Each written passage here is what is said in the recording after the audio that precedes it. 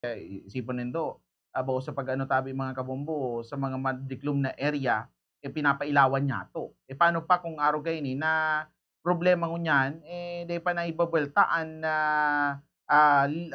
ano gini ang linya, ang bulos ning kuryente sa pirang mga lugar na nangangaipuhan man kang, nasambitan pong serbisyo, ano. So katod gayan aram mo daw niyato mismo, sa tuya man pong mga kaulay, kung kumusta ngunyan ang, sa hindaman pong pag-check as in pag-monitor, lalo na't, sabi nga ni diyan, 'pag sinabing ilaw, for safety, measure 'yan mga kabombo. So on the line si, Police Staff Sergeant Juan Batolina. Sir, good, noon, good afternoon. Si Bombo Emma na sa inyo mga kaibahan ngunyan, siguro enot sir ang sa inyo pagbati sa ating mga parantabay sa Bombo Radyo Naga. Po, sir, marahayang hapon po sa imo asin sa gabos pong mga naghinanyog po kan sa inyong programa ngunyan pong paghahapon. Alright. And, Sir Batolina, sir, thank you sa pagtaw pong oras sa muya na makaibanan ka sa muyang programa ngunyan na paghapon. Well, diretso na ako sir sa tuyong mga kahaputan. Well, inutong ko muna sir, kumusta ngunyan ang pagpapasunod niya to ng pase orden dyan, lalo na saro sa mga concern ngunyan. Actually, bako lang yung concern kan banwaan ng Libmanan, kundi sa iba pang mga lugar. Pero kumusta po dyan sa inyong area of concern ang pagpapasunod natin pastor din in lieu ano sa parte kang madiklom ng mga lugar pa diyan, Sir Batolina, sa parte po kang Banwa ni Limanan na day pa naabot kan kuryente, sir. Po, samuya po sa pangingenot po ni Police Lieutenant Colonel Ace Christian Mendoza, ang samuya pong Chief of Police igdiyo sa Banawalin Libmanan. Kami po 24/7 po kami nagbabantay lalo na po nga iduma sa mga barangay na may pa po ning ini pong bulos kang kuryente. Kami po nga ni nag-duty kami talaga ning tigturulong oras matapos sa anong 24 oras pong iyan lalong-lalo na po kung banggi. Dawa po si mga office personnel po talagang may mandato ang Samuel Chief of Police na dagdagan ang puwersa digdiyo sa patrolya ninhuli po nga ni sa sitwasyon aron kaniyo medyo may mga madiklong pang lugar. Kaya po naugma po kami na ipaabot sa mga publiko na digdiyo po sa Banwa ng Lipanan. Pagkatapos po kang bagyong Uwan, may po kaming naitala sa mga pong Blatterbook ning ano man po mga insidente halimbawa po kang aron kaniyong mga harabunan o kung ano pa po mayo po kita kaya na itala digdiyo. Pero po kang nagkakapirang bilang po nin mga vehicular incidents na kung saan po ang inbilto minsan itong mga bako man taga digdiyo sa Banwa ng Libana na nagaagi po diyan sa Maharlika Highway na sakop po kang Banwa ng Libmanan. Hinuli po kang ibang mga porsyon diyan na medyo raraot, dahil po kabisado kang ibang mga motorista, yun po ang nagiging kausa lalo kung banggit na medyo madiklom po, sir. Alright. And, well, speaking to that, Sir Batolina, ining sa parte kan mga naaksidente ngunyan, ano ba diyan sir, gabos naman, possible, naman kita diyan yung mga parang inaayos pa, lilinigan pa ng mga dalan sa banwaan ng Libanan or sa, apa din sa municipal proper, sir? Gabos po, Sir, after po possible naman po second gabos, bagyo, pero kumusta lang po? po kang medyo may mga talagang kaipuan na ayuson na parte kang sa tuya pong tilampo. Medyo po talagang medyo raraot naman, pero gilgibuan lang po paagi kan LGU kan Libanan. Alagad po talagang minsan siyempre dahil naman po talaga mapugulan ang mga aksidente kaya po nga nagpapaabot po kami sa mga motorista lalo na bako man mga taga dito sa Banwa ng Libmanan na pagluwaysan na po kayo sa ilang pag-drive as in talagang delikado man po na medyo madiklom lalo sa parte po ning inyong Bigito paligpas rin po dito sa San Isidro may pa po dyan ng kuryente kaya pagkakabanggi po medyo mag-ingat-ingat na lang po Oo. sa indang mamaniho. Okay. Padigdi sir, for this week, after Bagyong Uwan, ano ba may kasi 'di ba may chine-check kita diyan na per day na, numbers of, vehicular accident na nangyayari, sa tuya pong area of, concern, sa PNP particularly, na concern biga kumparar niya 'to sa sunod naman na aldaw. So, ngunya na week, sir, to compare sa other weeks na mga sa normal weeks, Sir, Batolina, um, ano ba ini, may ano ba, may paglangkaw, increase of vehicular accidents, particularly involved motorcycle riders, Sir Batolina? Iyon po, sa mga po yun na sa mga po pinag-aadalan niyan, na dakol po talagang naililistang mga vehicular incident lalo na po kung igwa mga paabuto na okasyon, or Mm. po kahitong undas, ngunyan, igwa naman po kitang maabot na ini pong Pasko as in bagong taon, iyo po yan ang talaga nakakatala po kami ni na reported digdiyo na iniyo pong mga vehicular incident.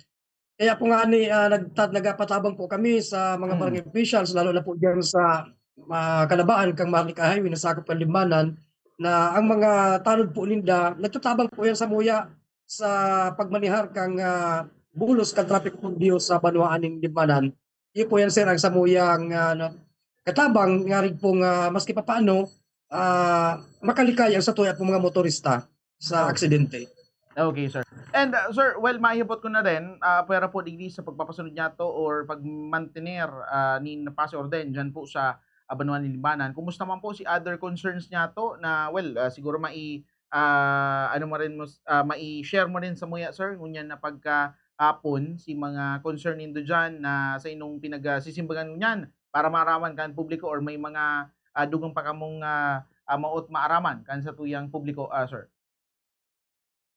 Buot na lang pong ipaabot sa publiko lalo dito sa Banwa ng Libmanan ang samuya pong pasasalamat lalo na po sa mga barangay tanod, sa mga force multipliers na kung saan po iyo talaga ang samuya pong katuwang sa pagmantener po kang pasi orden lalo na po sa barabangging samuya pagpatrolya.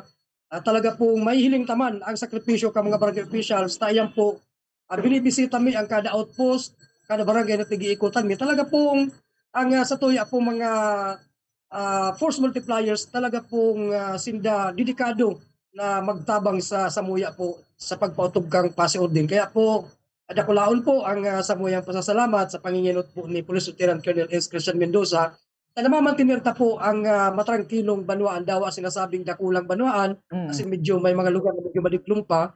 Alagad ang sa tuya pong mga barangay tanod, mga civilian, mga residentes po kan Banwaanin Limanan, nagtatabang po talaga yan. So, maski na sa anong paagi, dahil po ang social media po baga, madali na makapaabot ng impormasyon. Yes. Kaya po sa po yan na nagigibuhan po tulos ng aksyon. Na sila pipulbintaran ano man pong pwedeng mangyaring maraot digyo po sa Banwaanin Limanan. Okay, sir. And may dugang ko pala lang, sir, well, sa parte kan, well, aram niya to, may, sabi nga diyan, may parte lang na iguanan ng kuryente, lalo na sentro. Aram niya to, sentro talaga, pinupunan dyan, magkaiguanan ng kuryente. Pero digdi, sir, nagkakaigo ba kitang, ano, apa yun eh, sa lado tabi kang pagpapatrolya, ano ba ini, may dugang kitang, ano, oras ning pagpatrolya, kasi aram niya to, ano eh, all 24/7 ikot nasa tuyang patrolya, sir, kang PNP. But ano ba ini, may mga areas din kita na talagang halos ah, minsan minaduwang beses ang ikot, sir, sa Lado Tabi, Cabanatuan, Limanan. Totoo po yan sir, bako lang pong luwa, talaga pong mag-aga po kami nagbabantay, lalo na po sa may mga identified man po kami na Mm. mga lugar na kung saan na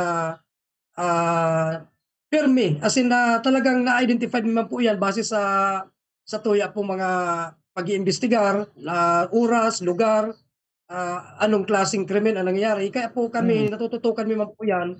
Kaya ang sabi nga kasama ang Chief of Police, tabangan, iniyo po mga patrollers, tangarin pong mamantinir talaga ang katulinong Diyo sa Balwan ng Libanan. Ito po mga nakaaging bulan, nakapaglista kita nin nagkakapirang insidente po ning Mm. robbery and theft incident. Iyo po to ang nagtaon ning oras sa Samuya kumbaga nagtaon ning go signal sa Samuya Chief of Police na dagdagan pa ang pwersa kan mga patrollers tata hirakman kang ilang mga patrollers haros nila makatururog Mm. sa himas kang banwaan na Samuyang Oo. ikot-ikotan barbanggi kaya inobligar ang gabos po na pati mga office personnel tinauna naman po ning oras maliban diyan sa mga mga patrulyang patrollers kami man po mga office personnel may oras man po kami as in lugar na talagang binabantayan, tangaring pong makatabang po kami sa mas lalong matrangkilong kapalibutan hindi sa Banwaan ng Lipanan. Okay. Again, sir, siguro ito ko po sa indo ang linya para sa indo man po na anunsyo pa or mga dugang pang maot na ay paaram sa mga kahimano nyato dyan po sa Banwaan Liliman, lalo na sa indong pinagsiservisyohan na banwaan, Sir Batolino, sir. Po, hangga't dumalang po yung pagkakataon na iniyo sa tuya pong mga residente, lalong-lalo na po sa mga magurang, sa tuya pong matumatuhon ang sa tuya pong mga aki, lalo ang mga hubines na kung saan dili po talaga sa kasentrong Kalimanan, haros mga alas 11 na, alas 12, pag-aagi kang mobil, magirilid lang ang mga minor de edad na yan.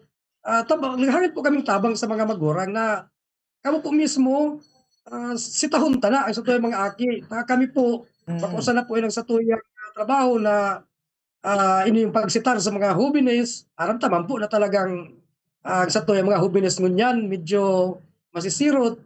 Kung araw katong panahon, pagdiklom lang, yaw na sa laog kang harong. Kaya po, nangangapunan po kami sa mga magulang. Tabangan po nindo kami, ang kapulisan kan Banwaan Libmanan na ma-minimize, at least ma-minimize man lamang ang pamaratanga kan sa tuya pong mga aki, hindi po sa kasentruhan.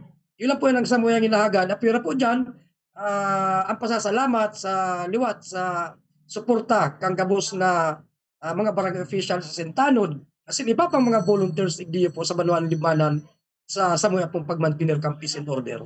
Iyo po yan ang samong pasasalamat, sir. Alright, Police Staff Sergeant Juan Batalino, sir, thank you again sa pagtauponin oras sa Bomba Radyo Naga na makibanan ka and maki-update dyan naman po sa Banwaan Liliman na nasa sa inyong pinag-monitor man na banwaan, sir. Again, mabuhay po kamo dyan sa PNP and liwat, sir, thank you po sa oras na tinonido. Welcome po, sir. Welcome sa Limanan MPS. Alright, so yan tayo mga kabombad sa tuwing